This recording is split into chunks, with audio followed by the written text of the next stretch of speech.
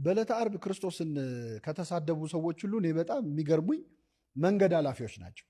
መንገድ ኃላፊዎች ማለት ኢየሩሳሌም ለገበያ መጥተው ዕቃ ገዝተው ሲወጡ ሰው ሁሉ ሲሰድበው ሲያዩ በማያውቁት ታሪክ ማለት ነው ተሳድበው ወደ ሀገራቸው ሄዱ ይላል። እነዚህ ሰዎች ክርስቶስ በምን ወንጀል እንደተያዘ በምን ምክንያት እንደተሰቀለ ምን አይነት ሰው እንደሆነ የሚያውቁት ነገር የለም። ግን ሰው ሁሉ ከሰደበው መቼስ ስድብ ቢገባው ነው ብለው ስድብ አዋጥተው እርግማን ጨምረው ራሳቸው ላይ ወደ ሀገራቸው ሄዱ ይላል። እነዚህ ሰዎች በእውነት ለመናገር ምንም በማያውቁ ጉዳይ ላይ ሰውን የሚሳደቡ ሰዎችን ይመስላሉ። በተለይ በሶሻል ሚዲያ ዘመን ሆነን ስናያቸው እነዚህን ሰዎች የምንመስል ሰዎች ብዙ ሳንሆን አንቀርም። በማናውቀው ጉዳይ የሆነ ሰው ተሰደበ ብለን ካሰብን ስድብ እናዋጣለን። ማጣራት ራሱ አያስፈልገንም።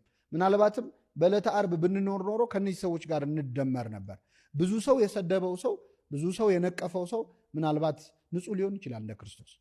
በማናውቀው ጉዳይ ተሳድበን እርግማን በራሳችን መጨመር የለብንም።